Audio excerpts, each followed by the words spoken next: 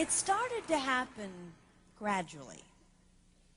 I would walk into a room and say something, and no one would notice. I would say, "Turn the TV down, please," and nothing would happen. So I would get louder. "Turn the TV down, please." Finally, I would have to go over and turn the TV down myself. And then I started to notice it elsewhere. My husband and I had been at a party for about 3 hours, and I was ready to go. I looked over, and he was talking to a friend from work, and I walked over, and he kept right on talking. He didn't even turn toward me. That's when I started to put it together. He can't see me. I'm invisible. I'm invisible. Then I started to notice it more and more. I would walk my son to school, and his teacher would say, "Jake, who's that with you?" And my son would say, "Nobody."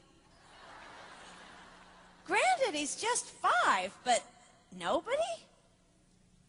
One night, a group of us gathered, and we were celebrating the return of a friend from England. Janice had just taken this fabulous trip, and she was going on and on about the hotels she stayed in. And I was sitting there looking around at the other women at the table. I'd put my makeup on in the car on the way there. I had on an old dress because it was the only thing clean, and I had my unwashed hair pulled up in a banana clip, and I was feeling pretty darn pathetic. And then Janice turned to me, and she said, "I brought you this." It was a book on the great cathedrals of Europe. I didn't understand. And then I read her inscription. She wrote, "With admiration for the greatness of what you are building when no one sees." You can't name the names of the people who built the great cathedrals. Over and over again, looking at these mammoth works, you scan down to find the names, and it says, "Builder, unknown, unknown, unknown." They completed things not knowing that anyone would notice. There's a story about one of the builders who was carving a tiny bird inside a beam that would be covered over by a roof. And someone came up to him and said, "Why are you spending so much time on something no one will ever see?" And it's reported that the builder replied, "Because God sees." They trusted that God saw everything.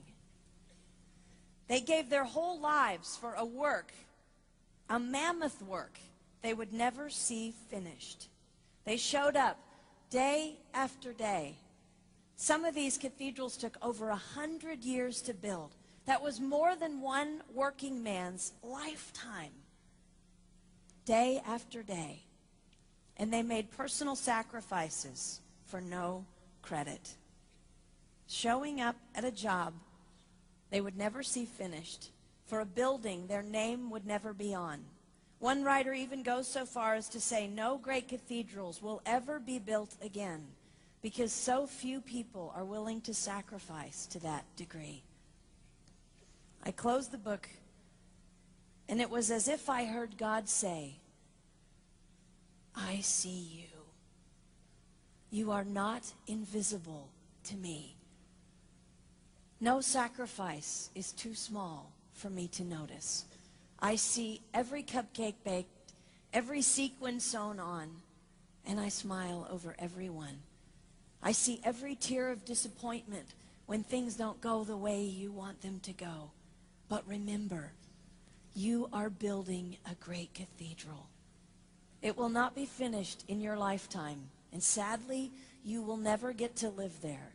But if you build it well, I will." At times, my invisibility has felt like an affliction to me.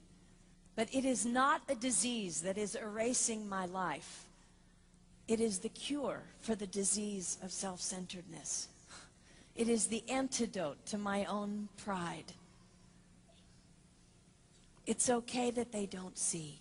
It's okay that they don't know. I don't want my son to tell the friend he's bringing home from college, "You're not going to believe what my mom does. She gets up at 4 in the morning and she bakes pies and hand bastes a turkey and she presses all the linens."